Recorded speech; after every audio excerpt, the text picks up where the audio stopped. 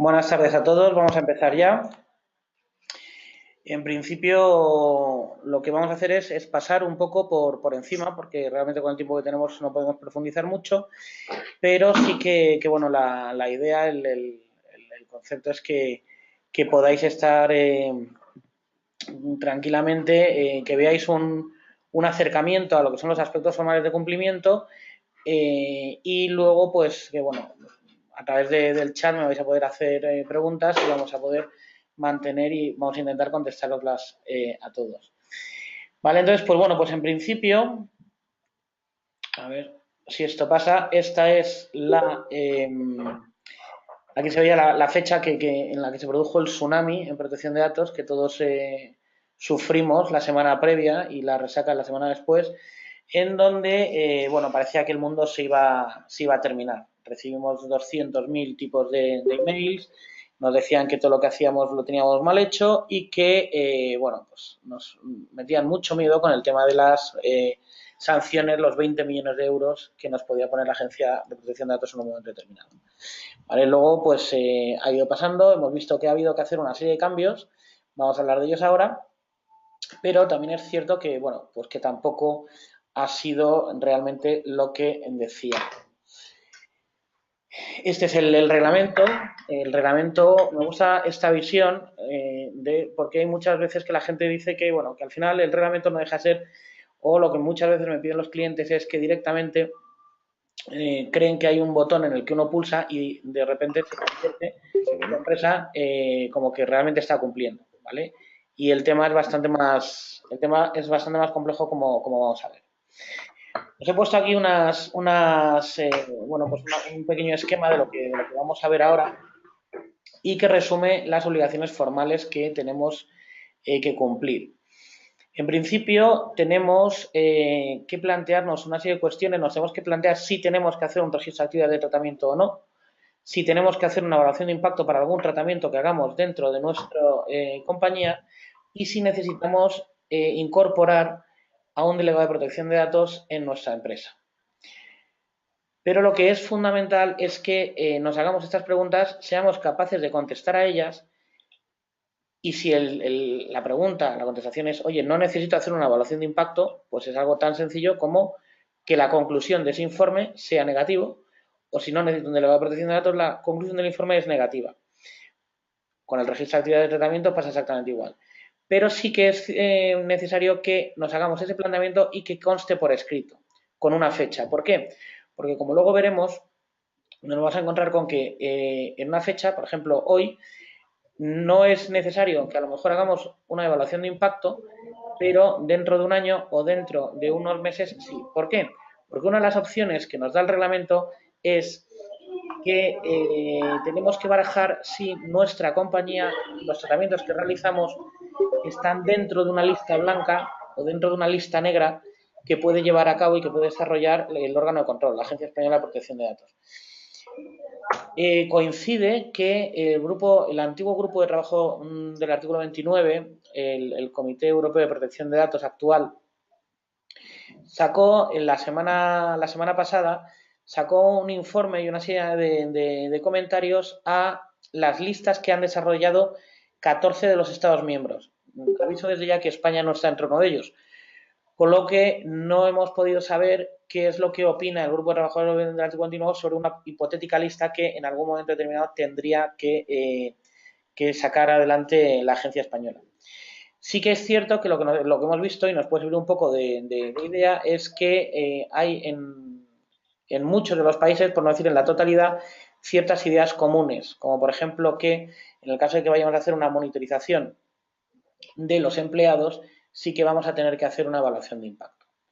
¿Vale? Pero bueno, eso lo veremos más adelante cuando estemos entrando en el tema de las evaluaciones de impacto. Tendremos que hacer, una vez que tenemos claros esos 3 informes de necesidad, como veis aquí, vamos a hablar primero del registro de actividades de tratamiento, va a haber análisis de riesgos, va a haber que hacer una identificación de los tratamientos, con la trazabilidad del tratamiento, actores o partes implicadas, los diferentes canales de entrada, soportes donde mantenemos esta información y la legitimación, la base de legitimación por la cual nosotros llevamos a cabo este tratamiento. He puesto entre paréntesis la verificación del consentimiento porque históricamente en España hemos basado gran parte de los tratamientos en el consentimiento. Entonces, ese consentimiento tenemos que darnos, o sea, tenemos que verificar, vamos a tener que ser capaces de demostrarle a la agencia que en su momento este consentimiento nos lo dio la parte interesada, el afectado. Luego, si nos da tiempo, hablaremos de las diferentes cláusulas legales que vamos a tener que incluir, ya sea en los contratos de trabajo, ya sea en los contratos con proveedores de servicios que tratan datos, denominados en la normativa como encargados de tratamiento, tema de posibilidad de inscripciones, derechos de imagen, actividades y demás. Y como caso especial, si nosotros trabajamos con una página web, pues tendríamos que fijarnos y prestar atención a todo el tema de formularios, las cookies, por supuesto, y qué es lo que podemos desarrollar dentro de las políticas de privacidad. Imágenes que subimos a la página web y uso de redes sociales también si las usamos. Vamos a empezar un poco por lo que es el Registro de Actividades de Tratamiento de Datos de Carácter Personal, también conocido como RAT. No es el documento de seguridad que nosotros teníamos con la LOPD, pero sí que es cierto que es lo que más se aproxima. El registro de actividad de tratamiento lo que hace es recoger, ¿vale? Identificar, por un lado, mejor dicho, identificar el tratamiento que hacemos con los datos de carácter personal, recoger quién es, cómo se hace ese tratamiento, cuál es la trazabilidad de ese tratamiento, quiénes son las partes implicadas que acceden a ese tratamiento, y lo que hace también es establecer toda la vida del dato, ¿vale?, en el tratamiento. Entonces, cuando nos dice que es obligatorio tener este registro de actividades de tratamiento, pues nos dice, siempre va a ser obligatorio cuando nuestra empresa tenga más de 250 trabajadores. Y no va a ser obligatorio, o va a ser obligatorio cuando tenga menos de 250 trabajadores, pero nos dice que aparte de tener, o sea, teniendo menos de 250, tiene que cumplir con alguna de estas situaciones. Si entraña un riesgo para los derechos y libertades, si el tratamiento no es ocasional, si se tratan categorías especiales de datos, que aquí hace una revisión al artículo 9.1, las categorías especiales de datos son las que considerábamos antes datos sensibles en la LOPD, es decir, por aquellos que no podemos hacer discriminación, que recoge la Constitución, que tenemos pues datos de salud, datos de vida sexual, de orientación política, datos de religión, ¿vale? Y a estos les ha añadido el reglamento los datos genéticos y los datos biométricos. Vienen recogidos en el artículo 9. Entonces, si se tratan este tipo de datos, vamos a tener que tener un registro activo de tratamiento, o si se tratan datos también relativos a las infracciones penales. ¿Vale? Cuando tenemos cualquiera de estas situaciones, tendríamos que hacer un registro de actividad de tratamiento. ¿Qué es lo que ocurre y qué es lo que ha dicho también la agencia ya? Pues ocurren dos cosas. Uno, siempre que tratamos datos, por definición, como por definición el riesgo nunca es cero, siempre tenemos riesgo, ¿vale? El riesgo tiende a cero, pero nunca es cero. Nos vamos a encontrar con que siempre hay un riesgo a la hora de tratar datos. Con lo cual, el punto 1 ya lo tenemos en la inmensa mayoría de las compañías. Y además nos dicen, en el punto 2, si el tratamiento no es ocasional. Es decir, que si tratamos de forma habitual datos de carácter personal, nos vamos a encontrar con que tendríamos que realizar el RAT. Por eso, prácticamente en la totalidad de las empresas, en la totalidad de los tratamientos que hacemos, el registro activo de tratamiento lo vamos a tener que llevar a cabo. No va a ocurrir así, ni con las evaluaciones de impacto, ni con los delegados de protección de datos. Pero el RAT va a ser prácticamente común absolutamente a todas las empresas. Entonces, nosotros vamos a tener siempre dos tipos de riesgos. Unos que son los riesgos para los derechos y libertades, que son los que nos interesan. Son riesgos que en un momento determinado afectan tanto por el tratamiento y, pues eso, directamente por el tratamiento que nosotros hacemos con ellos, el uso que podemos hacer. Pero por lo que he dudado es que muchas veces pensamos que el riesgo es, o que los datos hay que protegerlos porque nos pueden venir de fuera y robar los datos. Con los datos tenemos que hacer muchas más cosas. No solamente protegerlos porque nos los roben, sino porque nosotros los podemos perder. Podemos tener un problema en los servidores, podemos perder esa información y si no tenemos una copia de seguridad, resulta que nosotros hemos perdido esa información. Con lo cual también tendríamos un problema porque tenemos que cuidar de la integridad de esa información. Entonces, los riesgos que nos interesan, que son estos riesgos para derechos y libertades, pues los tengo aquí numerados. Sé que luego, o sea, he querido ponerlo y hay un número importante de slides, ¿vale? Porque sé que luego podéis hablar directamente y os pueden hacer llegar la presentación. Entonces, bueno, son estos los riesgos, ¿vale? Que provoquen daños y perjuicios físicos, materiales y inmateriales, que prive a los interesados de derechos, ¿vale? Que impida ejercer el control sobre ellos. Nosotros, en el momento en el que tratamos los datos de otra persona, tenemos que valorar que esa persona puede en un momento determinado ejercer los derechos que le asisten como titular de los datos. Uno de ellos puede ser el derecho a acceso, de rectificación, de supresión. Entonces, si nosotros hacemos un tratamiento que no puede dar servicio, que no puede, ante el ejercicio de un derecho, que no podemos cumplir adecuadamente, estaríamos privando a los interesados de esos derechos, ¿vale?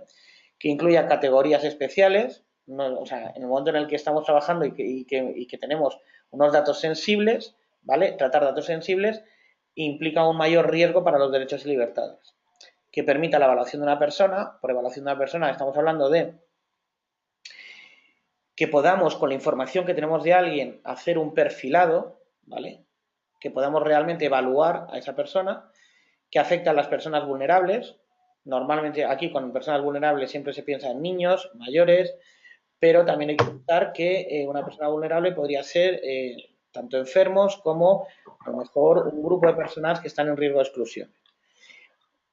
Y otros riesgos para los derechos sería el que implica una gran cantidad de datos, pero no de una persona, sino de muchas personas. Entonces, ¿qué es lo que va a ocurrir? Siempre que hablamos con un riesgo, el gran problema que tenemos es evaluar ese riesgo. ¿Por qué? Porque aquí podríamos pensar, y seguramente si estuviéramos cara a cara y pudiéramos vernos, yo lo que haría es, oye, preguntaros, porque no todos vais a valorar el riesgo de la misma manera. Yo a lo mejor pienso que una cosa tiene mucho riesgo, otro que no tanto, y no nos ponemos de acuerdo. Es el gran problema con el que nos encontramos los consultores, los abogados, cuando tenemos que ponerle una nota a ese riesgo, cuando tenemos que en un momento determinado evaluar y decir si este es un riesgo 1 o es un riesgo 5. Entonces, lo que sí que es cierto es que, bueno, pues nos podemos acoger a determinados códigos de conducta, certificaciones, cuando las haya, a día de hoy no las hay, ¿vale? El comité, los comentarios que hace el Comité de Protección de Datos Europeo, el antiguo grupo de trabajo, el artículo 29, o las indicaciones del delegado de protección de datos en un momento determinado. ¿Vale? Con esto lo que están buscando, lo que se busca por parte de la agencia, es que realmente se valore y se evalúe cada riesgo concreto de cada compañía. Se huye un poco de la estandarización que yo creo que se impuso al final con el tema de la protección de datos. A mí me ocurría, yo recibía correos, me decían, pues es usted abogado, pues le hacemos la protección de datos, le ponemos estos ficheros. Y no sabían, nadie me preguntaba yo cómo trabajaba, pero ya me estaban ofreciendo cómo tenía que ser mi organización de trabajo en protección de datos. ¿Vale? Decían, si eres abogado, tienes estos ficheros. Y no es cierto. No todos trabajamos de la misma manera. ¿Vale? Entonces, de lo que se busca, o sea, lo que se busca y se pretende es esta especialización. Entonces, bueno, una de las cosas, lo que pasa es que esto ya tiene más que ver con la fecha del 25 de mayo, toda la gente que cumplía antes y tenía su documento de seguridad, identificados unos ficheros, tenía ese registro de ficheros, la agencia daba la opción de llamarles, les mandabas un email y ellos te devolvían en un Excel todos los ficheros que tú tenías previamente, ¿vale? ¿Qué es lo que nos dice? Eso nos vale como punto de partida. Si tú tenías identificado que tenías un fichero de personal, otro de clientes, lo que nos dice la agencia es, oye, ese tratamiento que tú haces de los clientes, antes lo llamabas fichero, pero sí que me puedes identificar un tratamiento de clientes. ¿Vale? Una vez que me tienes ese tratamiento de clientes, detállame lo que hemos dicho antes, que vamos a ver ahora, ese ciclo de vida del dato. Me puedes decir también, oye, pues en vez de identificar a los clientes, voy a identificar los tratamientos que tienen la misma finalidad, que es muy concreta y la tengo definida. ¿Vale? Y los podemos organizar a nivel individual o a nivel de conjunto, pero teniendo claro la estructura que tiene. ¿Por qué es importante esto? Porque el RAT tiene que estar por escrito.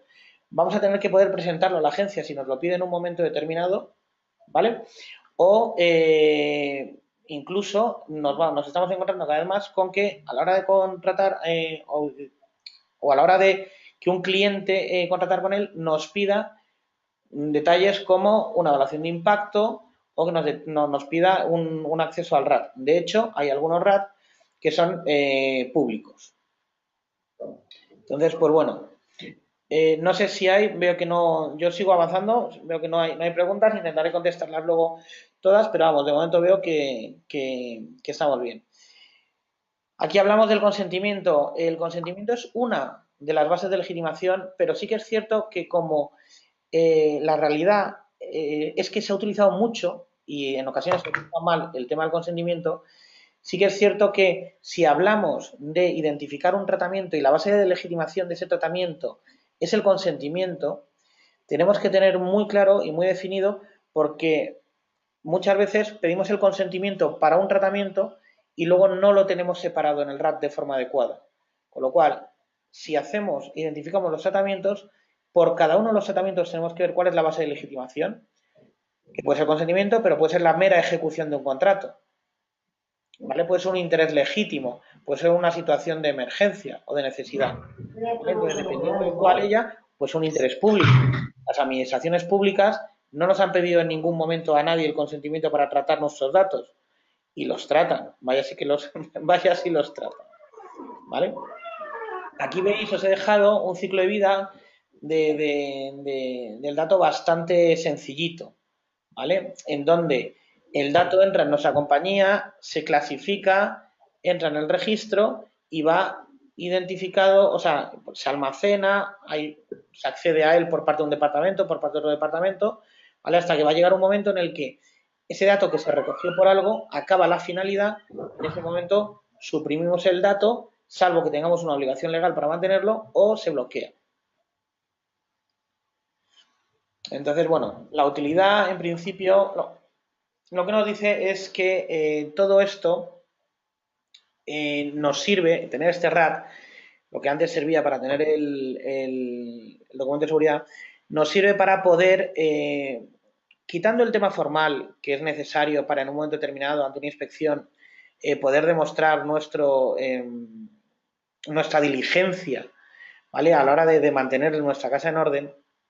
Lo que sí que es cierto es que esto, sin estar preocupado de ello, es la única manera en la que tenemos de realmente cumplir con el reglamento. Es decir, tener las cosas suficientemente claras como para tener identificado que en cada uno de los tratamientos de datos que manejamos en la empresa, tener identificadas cuáles son las partes que acceden. Si las partes que acceden a ese tratamiento, qué base de legitimación tienen y si realmente contamos, por ejemplo, un ejemplo para que entendáis, si yo cuento con el consentimiento, si yo puedo recoger ese consentimiento, cómo lo he recogido, si ese consentimiento ha sido libre, por ejemplo, no se considera un consentimiento libre el consentimiento que hay entre la empresa y el trabajador, salvo que se den excepciones o que se den una situación. ¿Por qué? Porque se considera que el trabajador no está al mismo nivel que la empresa. Con lo cual, si la empresa te pide en un momento determinado que des o que informes o que prestes el consentimiento, tú te vas a encontrar con que, oye, ¿y qué pasa si no doy mi consentimiento a esto? ¿Vale? Por eso se habla de que el consentimiento no es libre. Por ejemplo, con el tema de los accesos con la huella digital a las instalaciones. Pues no se considera libre porque, salvo que demos más opciones, pues yo puedo coger y puedo decir, oye, para acceder a la empresa tienes esta tarjeta de presencia que puedes acercar, puedes meter un código o, si no quieres recordar el código, si no quieres ir cargando con la tarjeta, pones aquí la huella y se te identifica. Si tú me estás dando opciones y yo elijo una, ese consentimiento sí que voy a poder decir que es libre. Si yo simplemente impongo que a partir de ahora el acceso es con huella, por mucho que te pida el consentimiento, no se va a considerar libre. El consentimiento además va a tener que ser debidamente informado.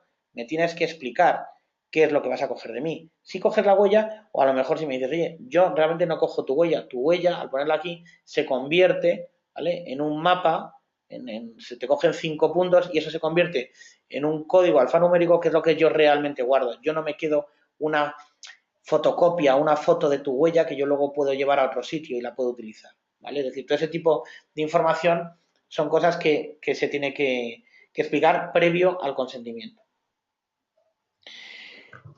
A ver, os he puesto aquí un link, ¿vale? Con el listado del cumplimiento del reglamento y esto que lo he sacado de la guía para que lo veáis, ¿vale?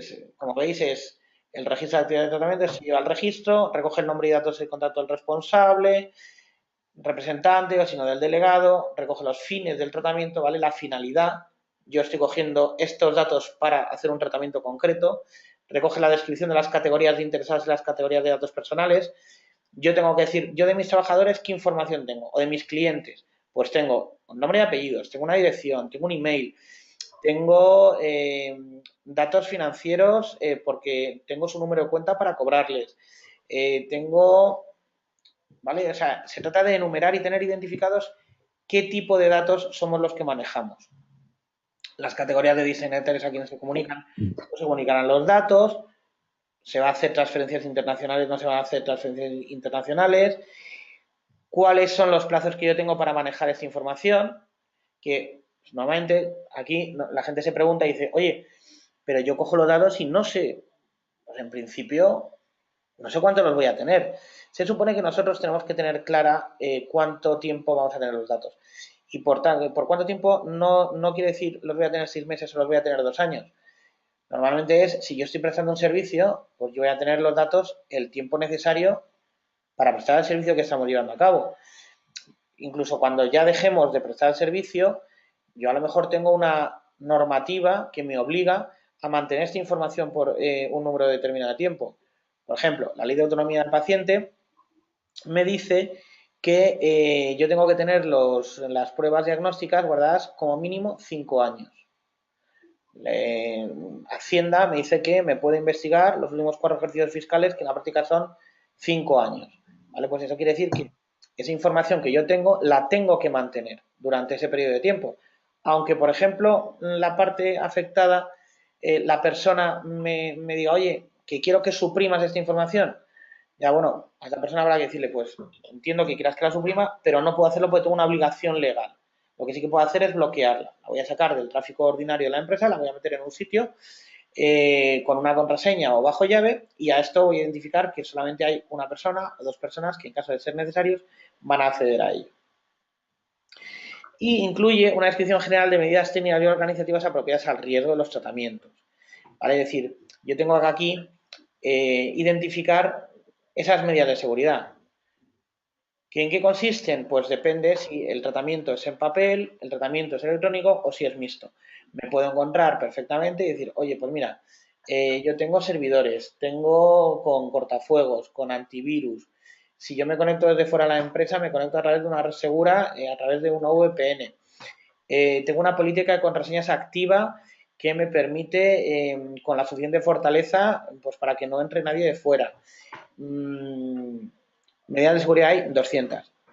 A nivel de papel, pues oye, tenemos la información guardada en un armario en una cajonera con llave. Para acceder a determinadas salas, pues llevamos un registro de accesos. Es decir, todas las que se puedan ocurrir y más. Lo que hay que hacer es identificarlas y tenerlas. Y por supuesto, esas medidas de seguridad tienen que ser acorde al riesgo, ¿vale?, que de los tratamientos que manejamos.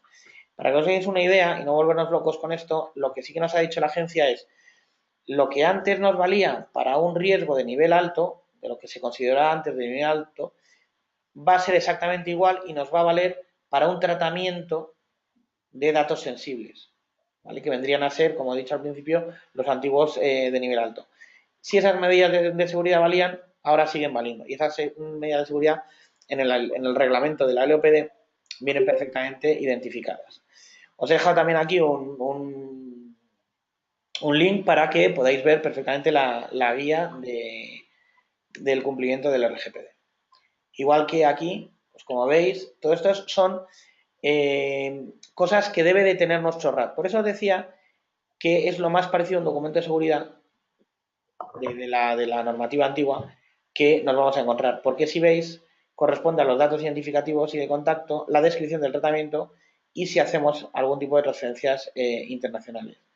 Y si veis la descripción del tratamiento, lo que nos interesa es tener identificado la finalidad, describir la categoría de las personas, categoría de los datos, de los destinatarios, descripción general de las medidas y los plazos de supresión, que es exactamente lo que acabamos de ver.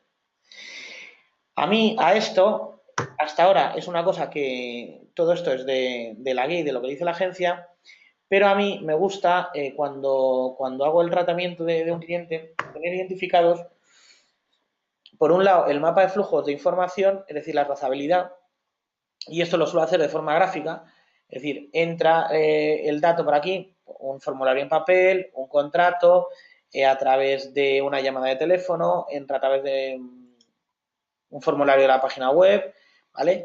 Cómo entra, dónde se mueve, ¿vale? Por quienes tienen acceso, todo eso, donde yo tengo perfectamente localizado cómo se va moviendo la información dentro de mi empresa, me va a permitir, pues de un vistazo, identificar los problemas, identificar las partes intervinientes.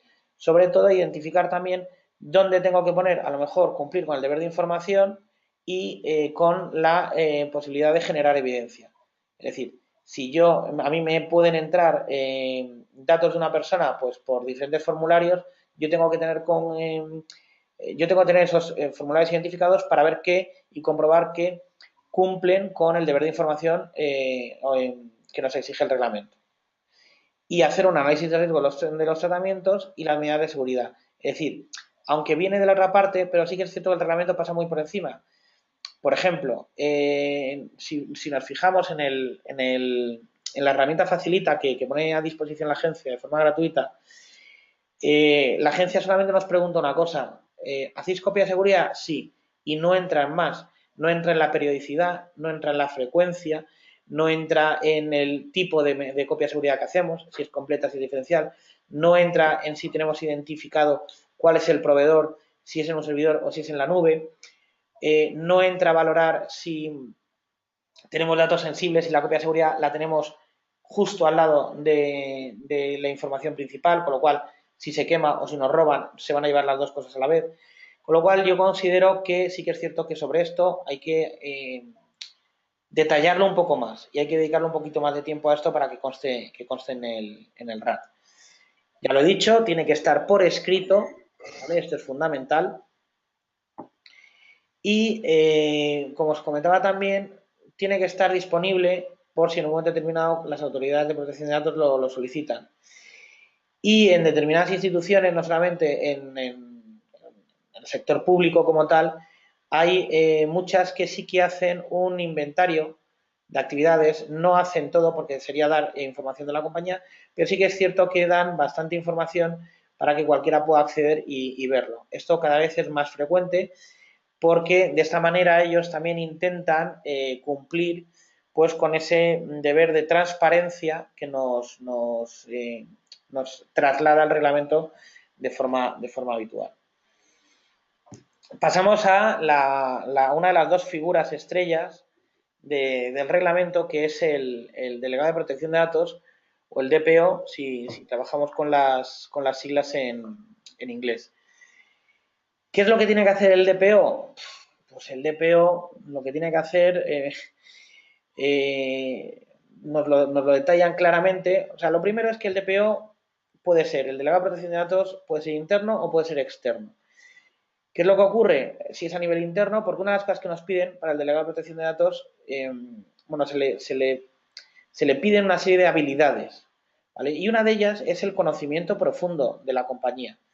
Entonces, eso quiere decir que muchas de las compañías estamos viendo que lo que hacen es que le pasan el marrón, entre comillas, a una persona, pues si hay un abogado, si hay una persona de sistemas, a la persona de sistemas, y si hay en un momento determinado, pues alguien de calidad, el financiero, es decir, los roles están como muy distribuidos y al que le toque le ha tocado.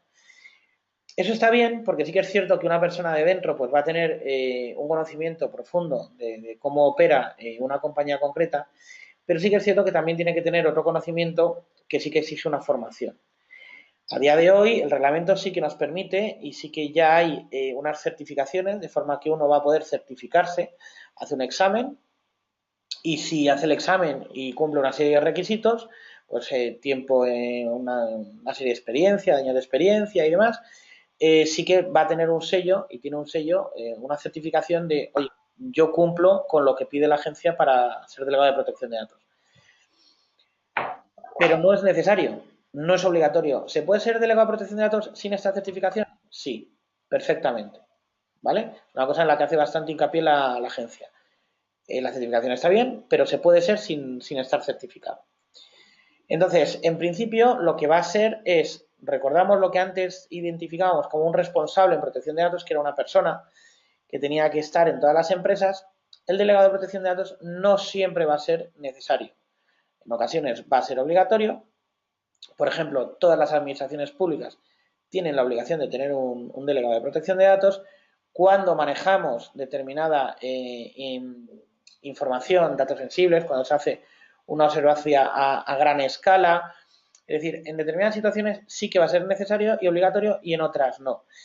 Pero lo que sí que es cierto es, oye, no siempre va a ser obligatorio, pero sí que es altamente recomendable que en determinados sitios tengamos un delegado de protección de datos. No tiene por qué ser una persona que esté a tiempo completo en nuestra compañía y por eso se puede externalizar.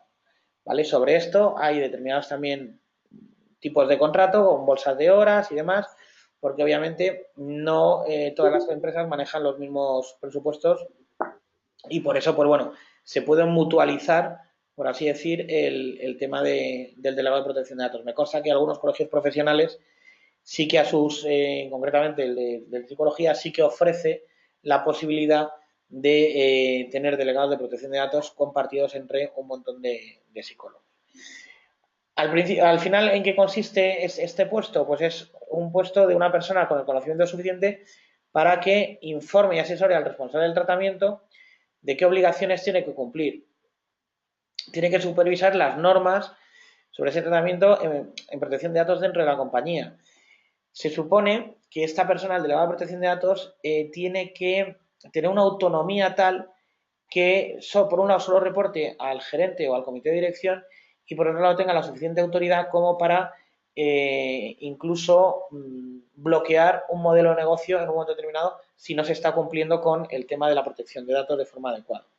Supervisa la documentación, las solicitudes de los derechos ARCO si se están contestando de forma adecuada o no y ejerce un punto de contacto de autoridad con la autoridad de control sobre cuestiones. Es decir, es el interlocutor en un momento determinado con la agencia. No solamente eso, y es una cosa que la agencia española está prestando bastante atención o hace especial hincapié en la posibilidad de que el delegado de protección de datos ejerza de mediador, ¿vale? Que ante un problema con protección de datos, el delegado de protección de datos sí que puede hacer una, sin tener que recurrir a la agencia, pueda hacer unas funciones como de mediador y pueda en un momento determinado plantear soluciones o problemas que haya entre un afectado, o sea, un titular de derechos y la propia compañía. ¿Cuándo van a ser obligatorios? Pues está aquí. El tratamiento lo lleva un organismo público.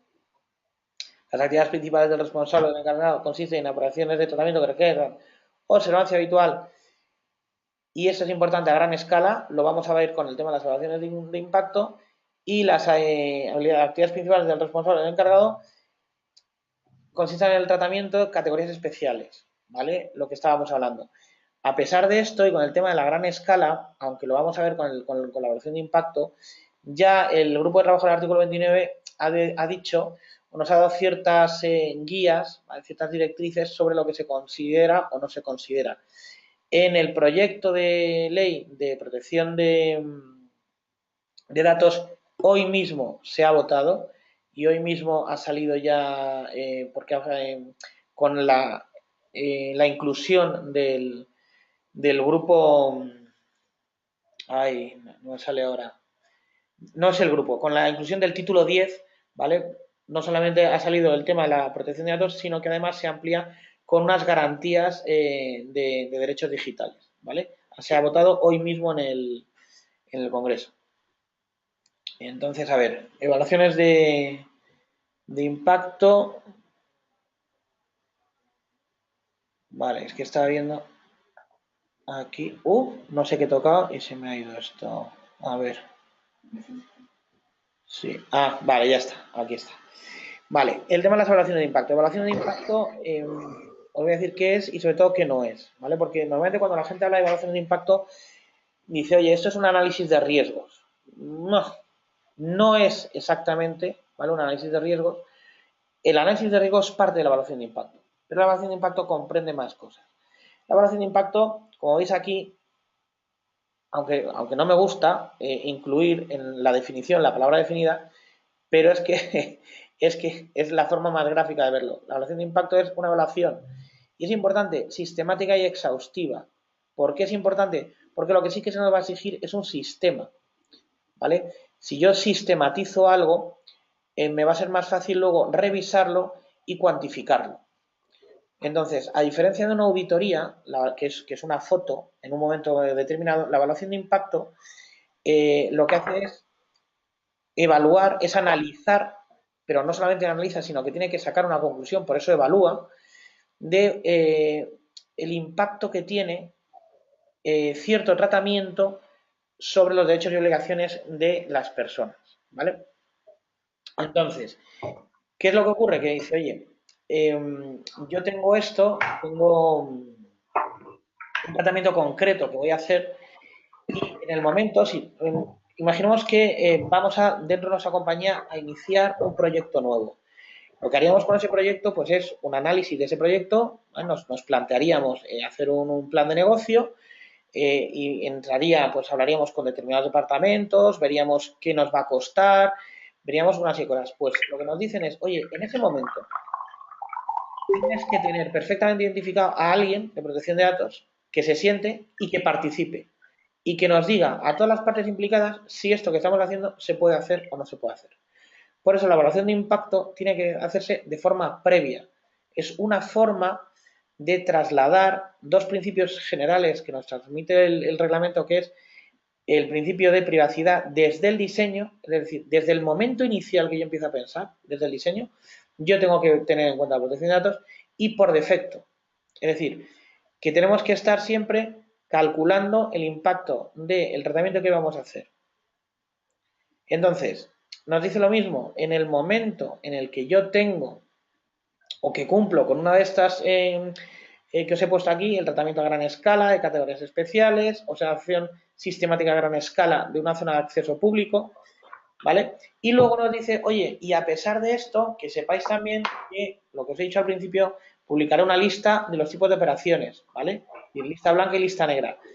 Ya nos han dado pautas, ya nos han dicho, oye, un médico que trabaja él solo y que tiene una consulta, pues no va a tener que, por mucho que trate datos sensibles, no va a tener que tener un delegado de protección de datos. ¿Vale? Eso ya nos lo han dicho. Porque consideran que aunque sean datos sensibles, no lo hacen o no consideran que no sea un tratamiento a gran escala. Pero ¿cuál es el problema de la gran escala? El problema es cómo cuantificamos esa gran escala.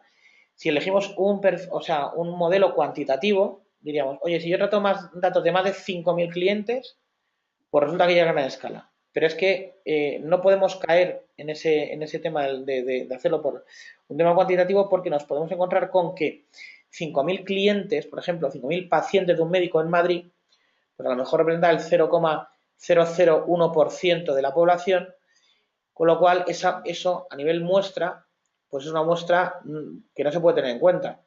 Pero si en vez de 5.000 pacientes, pero resulta que un médico rural del Valle de Arán a lo mejor trata datos de 500 pacientes, cuantitativamente 500 es menos que 5.000, pero la realidad es que 500 a lo mejor representa el 30% de la población del Valle de Arán.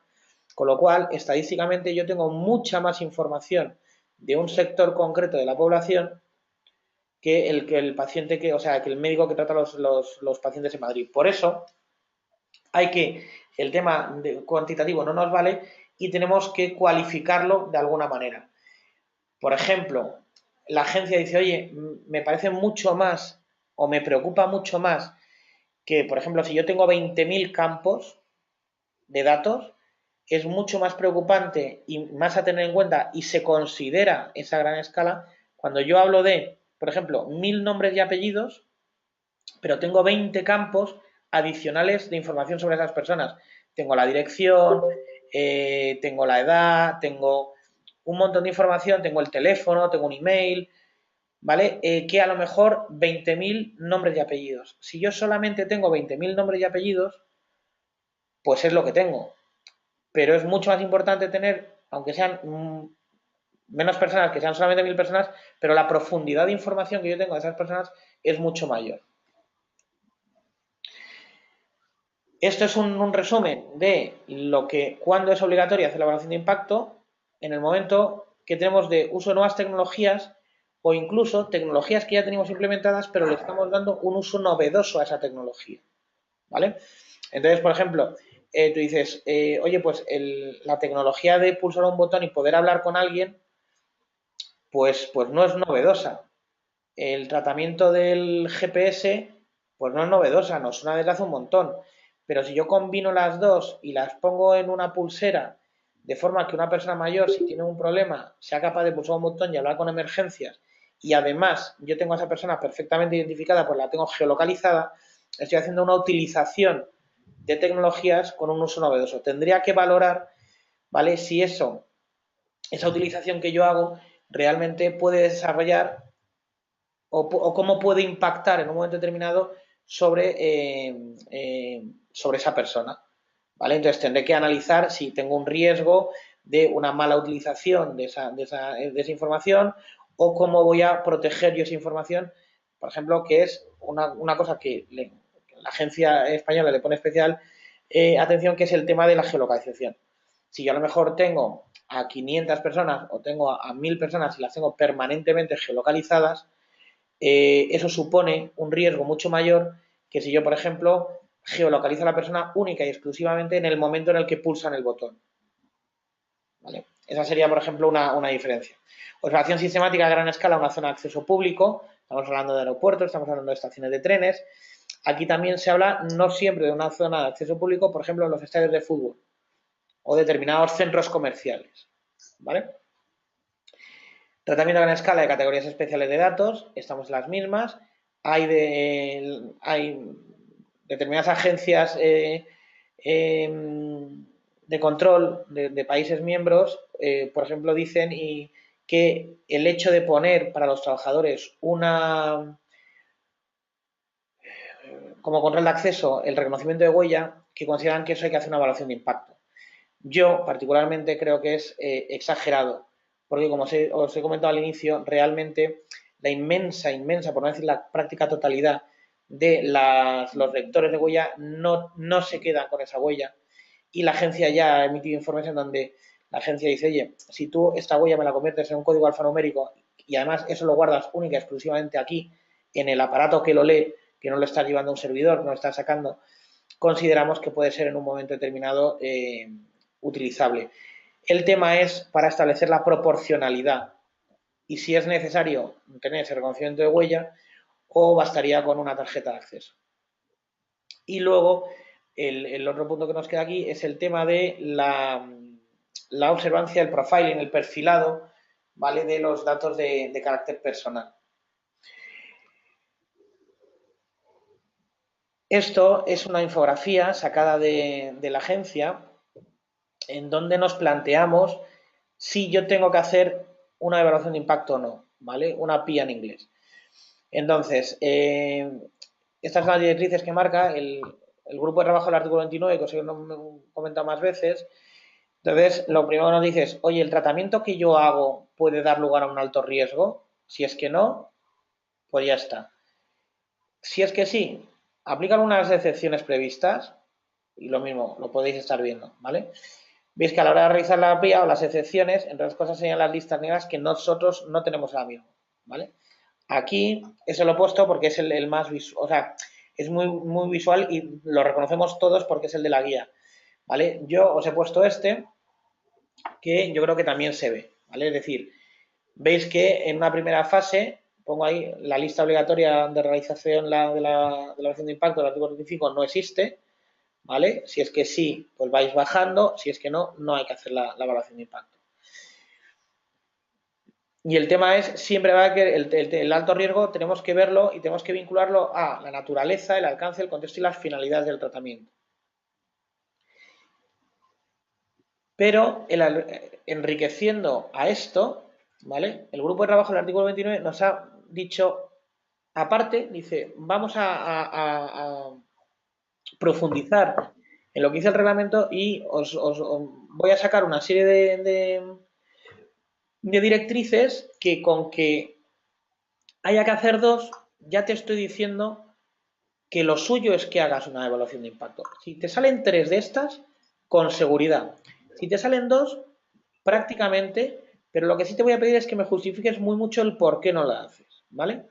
Entonces veis que aquí ya el scoring, la evaluación o puntuación, la maneja, ¿vale? La toma de decisiones automatizadas con efecto jurídico significativo o similar. Si yo voy a hacer esta toma de decisiones automatizadas y eso tiene un efecto jurídico, por ejemplo, se me concede un préstamo o no, se me sube la prima del seguro del coche o no, ¿vale? Observancia sistemática, datos sensibles o datos muy personales.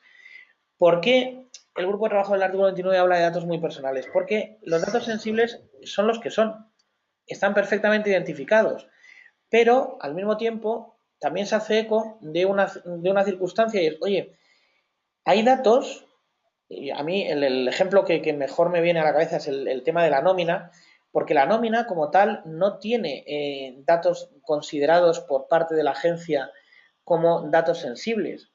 Incluso, de hecho, la nómina tenía dos situaciones en las que se podía dar información, que era si nosotros, por ejemplo, pagábamos una cuota a un sindicato o si nosotros teníamos un grado, un índice de discapacidad. Eso sí que viene recogido en la nómina, pero la agencia ya en la LOPD lo que nos decía es, oye, concretamente estas dos cosas son las excepciones para no considerar la nómina de un nivel alto, ¿vale?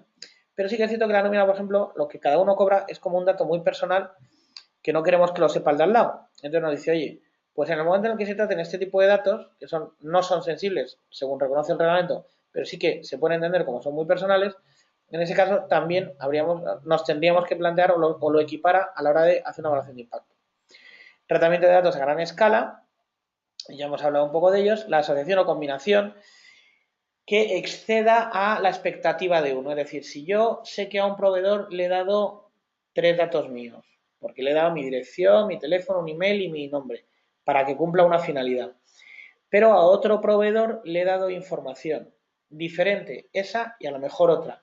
¿Qué es lo que ocurre? Que si esas informaciones se combinan, por ejemplo, porque a uno sí que tiene acceso a mi geolocalización, de esa combinación de datos sí que o de esa asociación de datos sí que se pueden extraer una serie de conclusiones que sean o que estén por encima de las expectativas que yo puedo tener en un momento determinado. Datos relativos a personas vulnerables, ya hemos hablado de ellas, uso innovador o aplicación de nuevas soluciones tecnológicas o organizativas, y cuando el procesamiento en sí mismo impide que los interesados ejerzan un derecho o utilicen un servicio o un contrato. A mí me encanta siempre, escuché en una ocasión un ejemplo que es tremendamente gráfico a la hora de entender esto. Todos nosotros o bien conducimos o bien hemos ido en un coche o en un autobús por una autopista y muchas incorporaciones nosotros vemos carteles de videovigilancia. Yo no tengo posibilidad de ir o yo no tengo posibilidad de entrar en el metro sin pasar por esos carteles de videovigilancia, ¿vale? Con lo cual, yo no puedo impedir en un momento determinado, si quiero usar la carretera, si quiero entrar en el metro, impedir que se me grabe. Sí que podré posteriormente ir al metro e intentar ejercer los derechos. Entonces, bueno, como os comentaba, como mínimo son dos criterios, ¿vale? Si son tres, sería una obligación, pero con dos criterios, mi recomendación es que a la hora de hacer ese informe de necesidad inicial, tenéis que justificar muy mucho y tenéis que explicar claramente el por qué, a pesar de tener dos criterios, que puede ocurrir, porque el alcance sea poco, o por el tipo de tratamiento que tenéis, porque tú puedes tener a lo mejor un tratamiento de datos de salud, como podría ser las alergias de un niño, pero tú realmente, tú tienes a niños porque das clases de inglés y en tus clases de inglés ni hay premios, ni hay comidas, ni das meriendas, pero a pesar de eso tienes ese dato de alergia porque los padres insisten en que tú tengas ese dato. ¿Tienes un dato de salud? Sí. ¿Es un dato sensible? Sí. ¿Haces una observancia de él?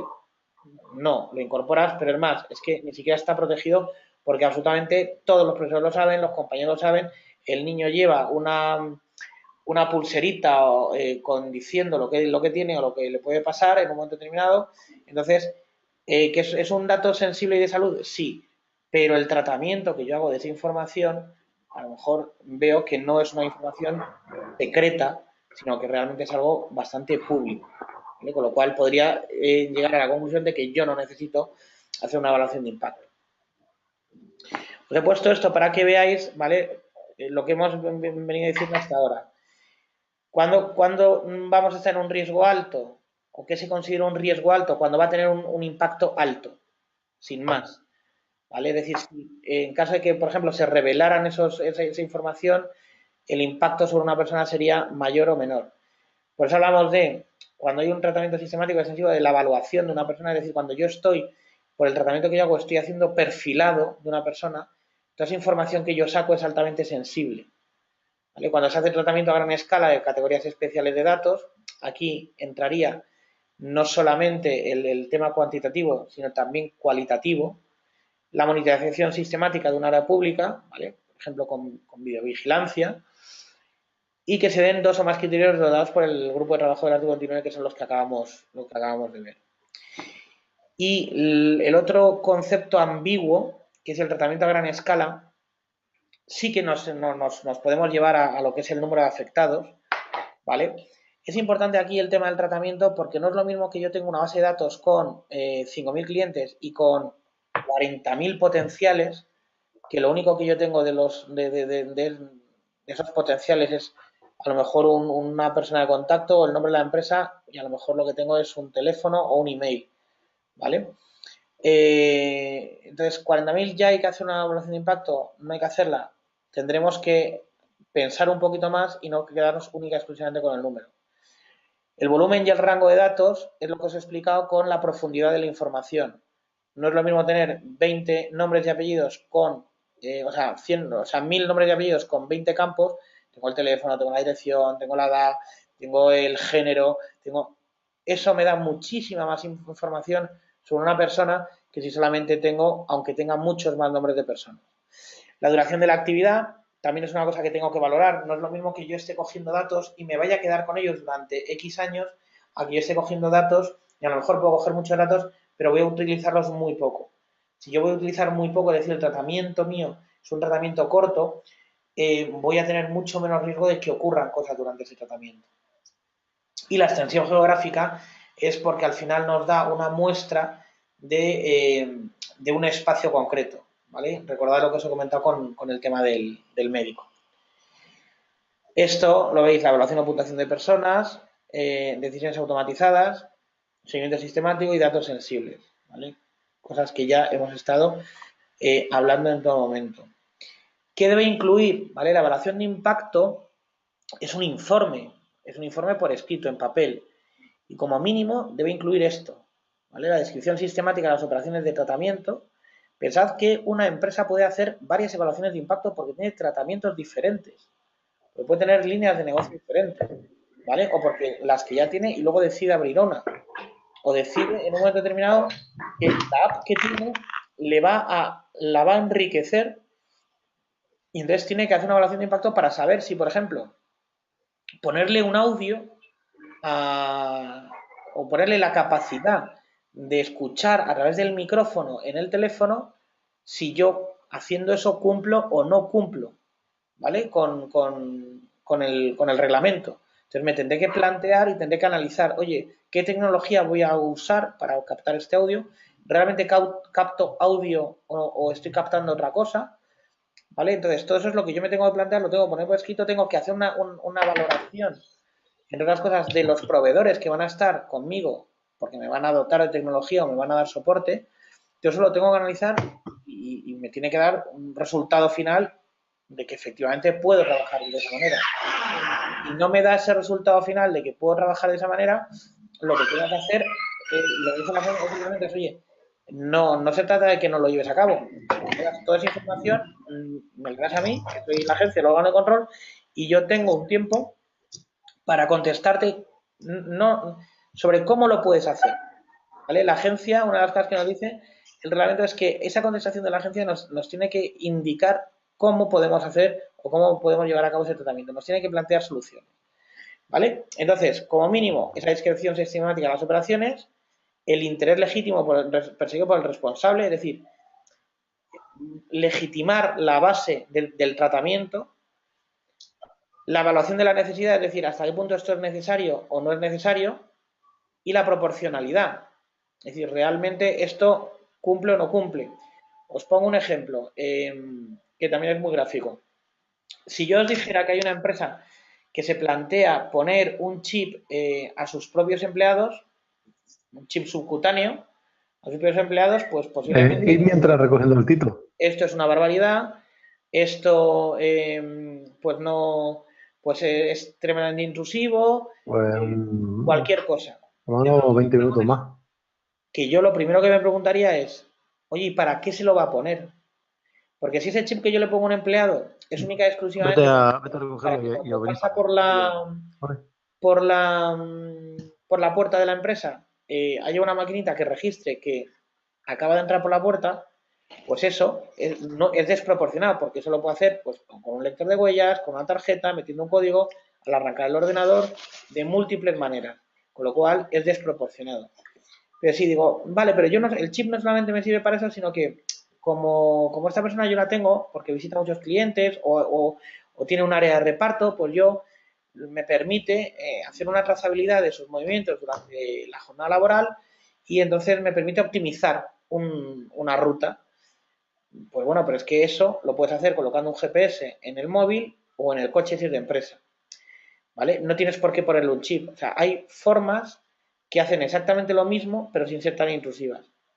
Pero si yo te digo que es que yo a mis trabajadores les mando a países donde los secuestros están a la orden del día, pues entonces a lo mejor ya se lo vemos mejor. Porque si secuestran a mi trabajador, yo quiero saber y le quiero localizar para en un momento determinado avisar a la policía. Entonces ya lo del chip vemos que es una cosa que sí que ya cobra un sentido. ¿Por qué? Pues el teléfono se lo van a robar, si se lo llevan a un reloj se lo van a quitar, o obviamente, pues a lo mejor el coche, siempre, pues más un coche alquiler, no tengo la posibilidad de poner un chip, ¿vale? Entonces, con eso lo pongo como ejemplo para que veáis que un mismo tratamiento, dependiendo, ¿vale? Que es el hecho en sí de poner el chip, dependiendo de cuál sea la finalidad, va a ser proporcionado o no va a ser proporcionado y por tanto vamos a poder hacerlo o no. Tenemos que tener un análisis de los riesgos que tenemos y las medidas previstas para afrontar esos riesgos. Garantías, medidas de seguridad y los mecanismos que garantizan la protección de datos. Esto, en principio, sería única y exclusivamente lo que es el informe. Con esto no acabaría la evaluación de impacto. Acordaos que yo he dicho, la auditoría es una foto, ¿vale? Tú estás así, tu empresa está así en este momento. La evaluación de impacto, una vez que yo he establecido estas garantías, estas medidas de seguridad, yo lo que tengo que hacer es, por un lado, supervisar que todo esto que está en el informe luego se lleve a cabo. Esta supervisión la hace el delegado de protección de datos, si lo hay. Y luego, además, yo tengo que controlar que estos controles, que estas medidas, que yo las he puesto pensando que van a ser útiles, realmente tienen una utilidad y son eficientes. Por lo que siempre vamos a estar en un ciclo de mejora continua en este tipo de tratamientos. Vamos a hacer, y por eso es importante que sean sistematizadas, porque vamos a analizarlas y establecemos unos controles de revisión a los 6 meses, al año, para comprobar que lo que dijimos en su momento se está manteniendo y se hace. Vale, pues entonces, en principio, esto es hasta aquí lo que veníamos. Espero que no me haya ido mucho de tiempo. Vale, sí, me he ido un poquito de tiempo. Entonces, bueno, pues contadme si tenéis alguna pregunta. Veo que solamente hay una pregunta. Un colegio con menores de 0 a 18 años. No entiendo la pregunta, Fermín. Si me puedes volver a preguntar y me decís exactamente.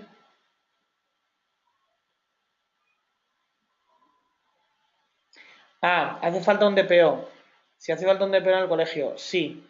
¿Vale? No lo dice el reglamento, lo dice el proyecto de la nueva LOPD.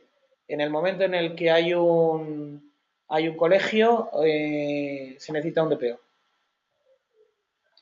¿Qué se hace primero, el RAT o el análisis de riesgos? El análisis de riesgos pertenece al RAT. Es decir, tú tienes que iniciar el proceso del RAT y date cuenta de una cosa, y es que ese proceso, lo primero con lo que arrancas es con el análisis y la definición e identificación de esos tratamientos que tú haces. ¿Vale? Con lo cual, como tú analizas ese tratamiento, luego tendrás que hacer el análisis del riesgo. pero todo, por así decirlo, todo pertenece al RAT. ¿Qué edad eres mayor para el RGPD? Pues le han pasado la patata caliente a las autoridades de control. El reglamento te dice que te da una horquilla entre los 13 y los 16 años. La LOPD mantenía que eran los 14 años y en el proyecto de ley lo bajan a 13 años, ahora mismo. Plazo de tratamiento en despacho con riesgo de prevención, de blanqueo de capitales. A ver, estamos en las mismas. Es que eso te lo marca la documentación que tú tienes que guardar, te la marca la Ley de Prevención de Blanqueo de Capitales y Financiación del Terrorismo, que son 10 años. ¿Vale? Es decir, tendrías que tener, por un lado, identificado y luego esto, ok. Después ir todo en el mismo documento también. Sí, no es que puedan ir, Maite, es que deben ir. O sea, el registro de actividad de tratamiento debe de incluir no solamente la enumeración de los tratamientos, sino las medidas de seguridad que se adopta a nivel genérico, o si tienes algunos tratamientos con unas medidas de seguridad adicionales, especificarlo. Si tengo datos en Dropbox, es una transferencia internacional y por tanto tengo que pedir consentimiento o vale con informar. A ver, pues lo primero que te diría es si tu Dropbox es de los gratis o es el que tú tienes de pago a nivel empresa. ¿Por qué? Porque uno te lleva y te dice que la información la tienen en el data center que tienen en Irlanda, con lo cual no sería una transferencia internacional. ¿Vale? Si es el que tú haces en un momento determinado, que es gratuito, yo lo que haría es no tenerlo en Dropbox, ¿vale? Porque tienes exactamente otro tipo de... Aunque Dropbox está identificado y está adherido a la plataforma de Privacy Shield, con lo cual se puede estar haciendo trabajo con ellos, aunque estén en Estados Unidos, ¿vale? Pero no ofrece las garantías que se podrían desear, ¿vale? Entonces, a ver... Rosa, en el caso de las joyerías que están obligadas por ley a tener vigilancia, pero los clientes tan solo tienen los datos de contacto sin riesgo. ¿Sería suficiente con adaptar los contratos con una nota de pie a que se indique que el cliente puede ejercer su derecho? Habría que hacerlos más. No, a ver, el problema está que si tú, dependiendo del tipo de joyería que seas, no solamente tienes que tener videovigilancia, sino que a lo mejor también es un sujeto obligado de la ley de prevención de blanqueo y tienes que tener más información de tus clientes. Pues tú me pones, solo tienes datos de contacto y eso tú me pones que es sin riesgo, ¿vale? Que yo entiendo que es tu apreciación, pero que no es cierto, ¿vale? O sea, como hemos dicho, nunca hay riesgo cero. Entonces, lo primero es ver qué tipo de joyería eres para ver si realmente eres sujeto obligado del tema de prevención de blanqueo de capitales, ¿vale? Y porque si eres sujeto obligado tienes que cumplir con una serie de cosas. Entre otras, hacer, por ejemplo, fotocopia o escanear documentos nacionales de identidad o pasaportes de extranjeros y demás. ¿Vale? Entonces, el contrato me imagino que será un contrato compra-venta a la hora de hacerlo y ahí lo que tienes que hacer es cumplir con el deber de información. ¿Vale? El tema de la videovigilancia, el cumplir con el deber de información es poner un cartel fuera, de forma que yo veo el cartel y una de dos, si entro sé que me grabas y si no quiero que me grabes, pues no entro. ¿Vale? Empresa de camiones con localización en vehículos, GPS instalado, necesita PIA. A ver, el problema de los camiones, que lo haces, el problema son los tacógrafos, ¿vale? Entonces, yo sí que, y de hecho a empresas que nosotros tenemos, sí que hemos hecho una evaluación de impacto con el tema de ese. Y viendo por dónde van los tiros de lo que os he comentado la semana pasada, de este análisis de listado de situaciones para hacer evaluación de impacto, el tema de la monitorización de los empleados coinciden absolutamente las 14 autoridades de control que se les ha consultado. Con lo cual, salvo sorpresa, la autoridad española dirá lo mismo. Con lo cual, yo me adelantaría y sí que tendría que hacer una evaluación de impacto. Me preguntáis Google Drive. A ver, Google Drive es lo mismo, tiene una versión profesional y una versión personal. Estaríamos haciendo exactamente lo mismo, igual que Google Drive o Azure para la seguridad, que es de Microsoft. ¿Vale? Pero vamos, cualquiera de los dos serviría. Solo tenéis datos de contacto, nombre, DNI y dirección de teléfono. Vale, bueno, pues son unos datos que no son especialmente sensibles, ¿vale? O sea que, pero no sé, Rosanera, eso sí se entrega a la policía, ¿vale? Me está diciendo, vale. Entonces, pues bueno, pues el tema está que lo que sí que le tienes que contar es, en ese contrato de compraventa es informarle de quién es el responsable del tratamiento, que es la propia joyería, cuál es la finalidad de por qué se recogen esos tratamientos, que puede ser desde la obligación legal, porque te lo está pidiendo la policía y lo tienes que entregar, como la ejecución del contrato, como el mantenimiento, porque a lo mejor pues tenéis una garantía o tenéis una serie de cosas o hay un seguro y para cumplir con eso tenéis que pedir esa información, ¿vale? Los datos de un autónomo, a ver, los datos de un autónomo se consideran datos personales o profesionales. Esto es una cosa que cambia en el reglamento, porque antes era una excepción de la LOPD y es que, aunque son datos de carácter personal, porque permiten identificar a una persona, sí que decía que no se aplicarían estas normas del reglamento. Pero eso es una cosa que solamente hacía España.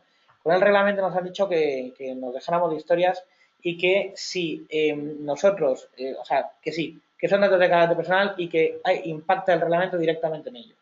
¿Vale? Con lo cual no vale eso. Lo único que pasa con las tarjetas de visita, que tienen esos datos. Bueno, el DNI no, el DNI nunca ha sido, que estoy leyendo bien, el DNI nunca ha sido, siempre ha estado protegido por la normativa de protección de datos, ¿vale? Entonces, pero que es lo otro, nombre, apellido, dirección, teléfono, eso, que es lo que normalmente viene en una tarjeta de visita, eso lo que ocurre es que sí que se tiene un interés legítimo para tratarlo, ¿vale? Esa sería la base de legitimación. Si se utiliza versión de pago, sí estarían protegidos, me refiero con Dropbox y Google Drive. Sí. Consulta respecto al consentimiento. Si yo soy una empresa de muebles y vendo a particulares, pero el fabricante le lleva los muebles directamente al pedido del cliente, ¿es un consentimiento del cliente para el fabricante?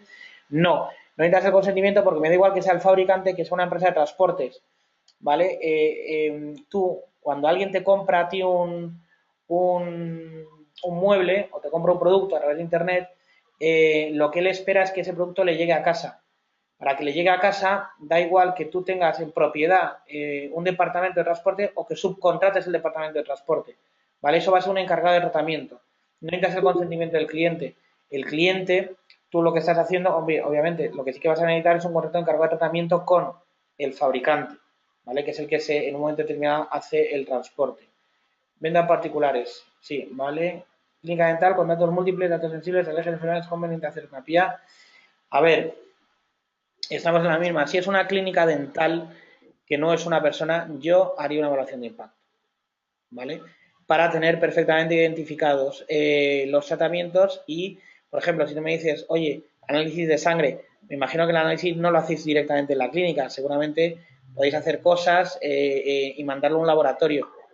Yo sí que ese tipo de tratamiento sí que lo sometería a un poquito más de análisis. Yo sí que haría una evaluación de impacto. ¿Vale? Al hablar de clínica, entiendo que no sé si es de una sola persona y demás.